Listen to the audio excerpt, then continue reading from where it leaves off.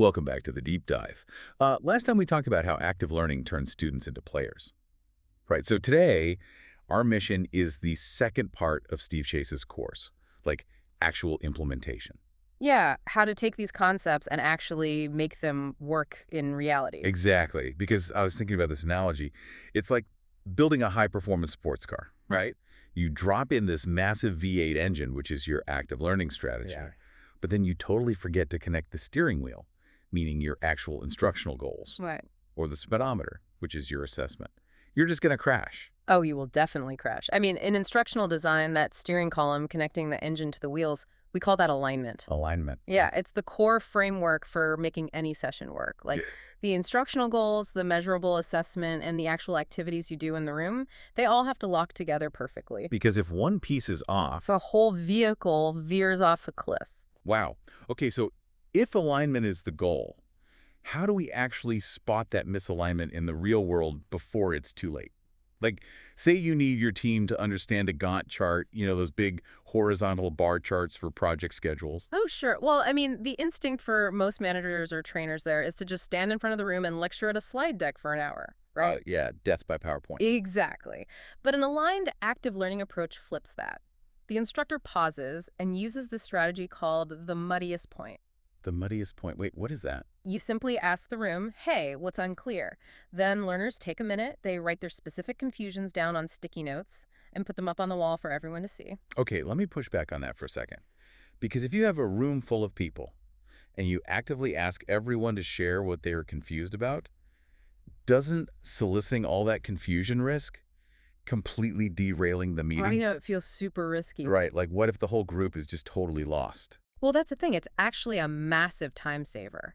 By surfacing those exact misconceptions immediately, you get real-time data on the actual knowledge in the room. Oh, I see. So you're not just guessing. Right. You can course correct the logic right then and there. Yeah. I mean, if you wait until the project starts to find out nobody knows how to read the timeline, that is when the real disaster happens. Yeah, that makes total sense.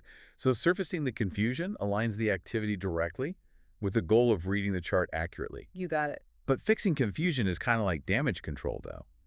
What if the goal isn't just making sure everyone understands the chart, but actually extracting new insights? Say you're running a debrief for a marketing team after a big event. Okay, yeah. How do you align an activity for that without it just turning into this chaotic free-for-all? So for that, you need a structure that forces participation without overwhelming people, which is where Think Pair Share comes in. Oh, I've heard of that. Yeah, it's an incredibly low prep strategy. Let's say the goal is to record 5 effective elements from the event to use next year. Instead of just asking the room and getting crickets, you have everyone think individually first. Right. Then they pair up to discuss, and finally, they share with the larger group. I actually love the pair phase of this. It acts as a cognitive safety net. Mm. If you're an introvert on that marketing team, you get to validate your idea with just one peer before risking some bold statement in front of the boss or the whole room. Yeah, exactly. It totally changes the dynamic from like, put me on the spot to, hey, let's refine this together. And the reason it works so well is that it requires almost zero preparation from the leader, but forces absolute engagement. Everyone has to formulate an answer.